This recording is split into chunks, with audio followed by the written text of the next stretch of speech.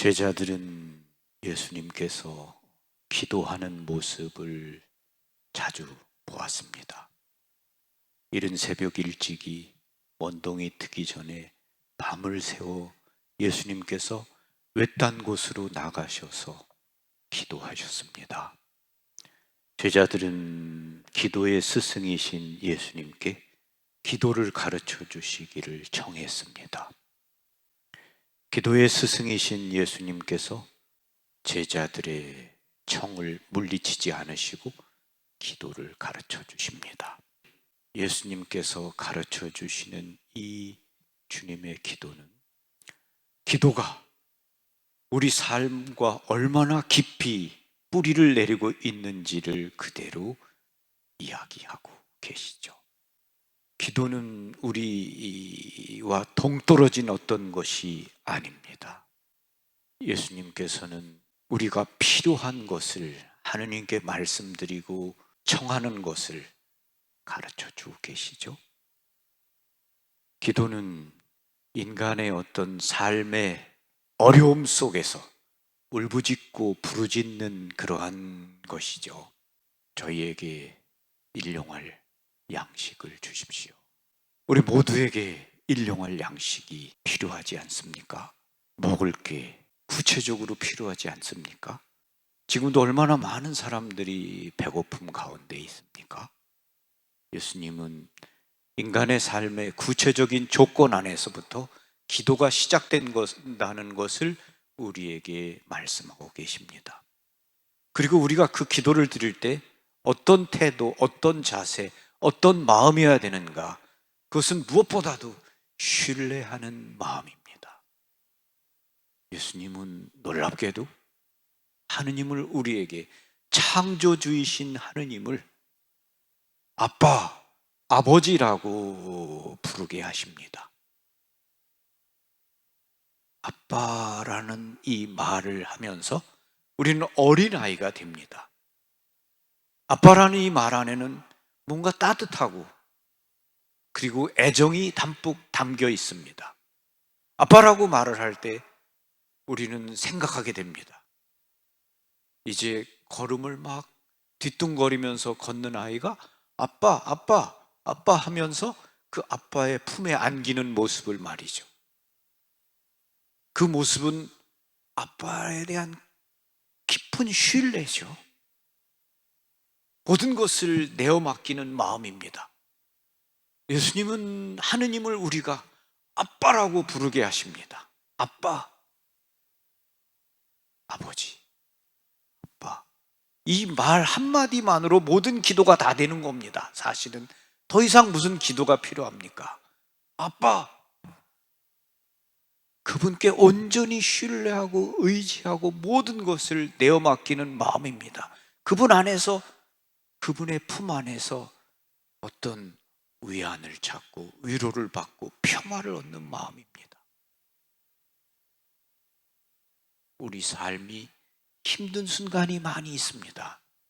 어떤 문제가 풀리지 않고 길이 보이지 않고 그리고 고독하고 외롭고 그리고 마음속에 죄책감이 심하고 이 세상에 혼자 있는 것 같을 때 그때 아빠 하고 부를 수 있는 겁니다. 외칠 수 있는 거죠.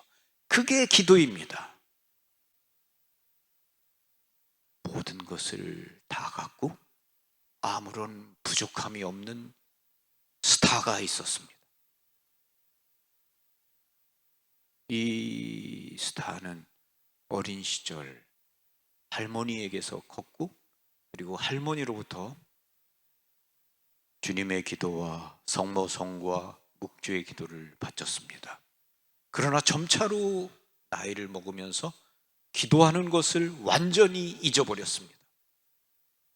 그리고 신앙과는 거리가 먼 생활을 하게 되었습니다.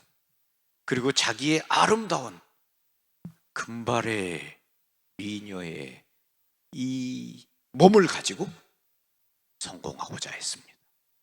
그래서 그녀는 영화 감독을 만나게 되었고 그리고 하느님 편에서 아주 좋지 않은 영화에 출연하면서 그녀는 스타가 되었습니다. 그런데 그렇게 수많은 모든 것을 가졌습니다. 여러분이 갖고 싶어하는 모든 것, 샤넬, 코코, 불가리, 에스카다, 루비통, 모든 것을 다 가졌습니다. 부동산, 자동차, 없는 것이 없습니다. 그녀는 스타입니다. 근데 그녀의 마음에 뭐 평화가 없습니다. 그리고 어느 날인가부터 마음이 불안합니다.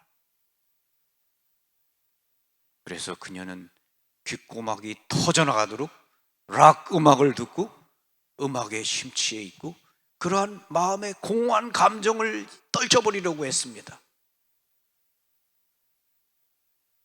어느 날 그녀가 그렇게 음악을 듣고 있을 때 그녀는 알 수 없는 공포와 불안감에 빠지게 되었고 두려움에 사로잡혔습니다. 그녀의 발 밑에서부터 시작해서 뭔가 그녀를 붙잡고 올라오기 시작하는 섬찟한 공포스러운 손길을 느꼈습니다. 그리고 그 손길이 자신의 심장에 도달하게 되면 죽을 거라는 생각이 들었습니다. 공황장애가 일었고 완전히 그녀는 어떻게 자신을 해야 할지를 몰랐습니다. 그 두려움 속에서 그녀는 기도를 하고 싶었지만 그 어떤 기도도 생각나지 않았습니다. 공포에 빠졌을 때 그녀의 다리를 붙잡고 올라오는 손이 말했습니다. 나는 악마다. 그녀는 그 순간 자신도 모르게 저 마음 깊은 곳에서부터 아빠! 아빠! 하느님, 아빠, 아버지를 불렀습니다. 어떤 기도도 생각나지 않은 그 순간 그녀는 아빠, 아버지, 아버지를 불렀습니다. 그때 그녀의 마음속에 한순간에 평화가 찾아왔습니다. 그녀는 땅에 주저앉아서 울기 시작했습니다. 그토록 많은 시간 동안 하느님을 떠나 있었고 하느님을 잊어버렸고 하느님께 기도하지 않았고 하느님 편에서 볼 때 온갖 나쁜 일을 다 저질렀음에도 불구하고 하느님은 여전히 나를 사랑하고 계신다는 것, 그리고 그분은 나를 잊지 않고 기억하고 계시다는 그 마음이 그녀의 마음에 너무도 강하게 느껴왔습니다. 그리고 하느님이 나를 사랑하시는구나, 아빠가 내 곁에 계시는구나, 그 마음 때문에 그녀는 울기 시작했습니다.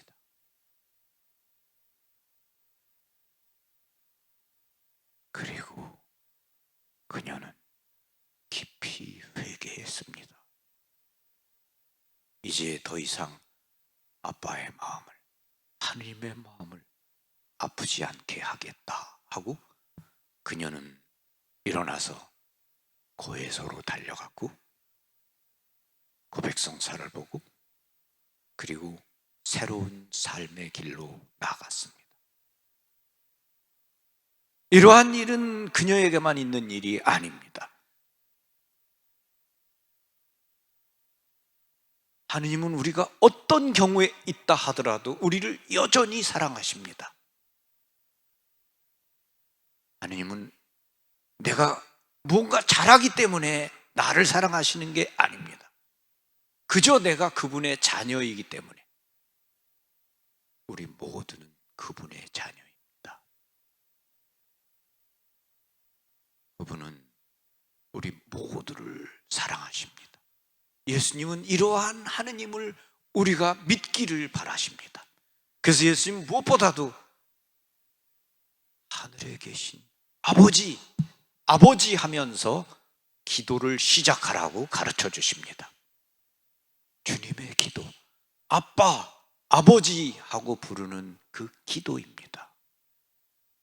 이 기도, 우리가 아버지를 신뢰할 때, 아버지를 믿을 때, 우리 삶이 힘들 때 그 아버지에게 도움을 청하지 않겠습니까? 깊은 신뢰심을 가지고 먹을 거를 주시라고. 그런데 그 먹을 거를 주시라고 청하면서 나 자신만이 아니라 이 세상에 나처럼 무수히 배고픈 사람들, 지금 이 순간 우리가 매일 주님의 기도를 바칠 때마다 그 기도 가운데 이 순간 세계 곳곳에서 굶주리고 있는 어린아이들, 자녀에게 먹을 것을 주지 못해가지고 마음 아파하고 있는 그 엄마들, 애가 아파할 때 죽어가는 것을 보고 있는 그 안타까운 그 아무것도 해줄 수 없는 아프리카에 있는 그 엄마들이나 북한에 있는 엄마들을 우리 기도 가운데 생각할 수 있는 거죠. 그게 주님의 기도입니다. 주님의 기도는 어디에도 나라는 말이 나오지 않습니다. 주님의 기도는 저희에게, 우리에게. 주님의 기도는 하느님의 자녀인 우리가 하느님의 자녀를 위해서 함께 바치는 기도입니다. 우리 모두 유혹이 안 받는 사람이 있습니까? 여러분 가운데 아무도 나는 유혹이 없습니다. 그러면 여러분은 사탄이 침발로 놓은 사람입니다. 여러분 유혹이 없으면 세상에 무슨 발전이 있겠고 무슨 극복하는 게 있고 성공이 어디 있겠습니까? 유혹이 없으면 그건 죽은 겁니다. 무덤에 있는 사람은 유혹을 조금도 받지 않습니다. 그러나 살아있는 사람은 누구나 다 유혹을 받기 마련입니다. 그 유혹의 순간에 우리가 신뢰심을 가지고 기도하는 거죠. 나를 구해 주십시오. 유혹에 빠지지 않게 해 주십시오. 그리고 유혹에 빠져서 잘못을 범했을 때 여전히 아버지를 신뢰하면서 용서를 구하는 거죠. 용서를 구하고 그리고 우리가 하느님께 용서를 받았으면 우리 또한 베풀어야죠. 받으면 베푸는 사람이 되는 겁니다. 많이 받은 사람은 많이 베푸는 사람이 돼야 되는 거죠. 적게 받은 사람은 적게 용서하고 많이 용서받은 사람은 많이 사랑한다. 우리 많이 사랑해야죠. 많이 베풀어야죠.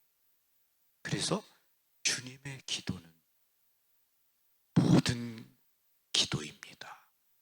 그리고 이 기도는 무엇보다도 하느님을 아빠, 아버지로 부르는 자녀의 기도입니다. 이 기도를 바치면서 우리는 무엇보다도 하느님을 사랑하고 그리고 그분께 깊은 신뢰심을 두면서 기도하게 됩니다. 아멘.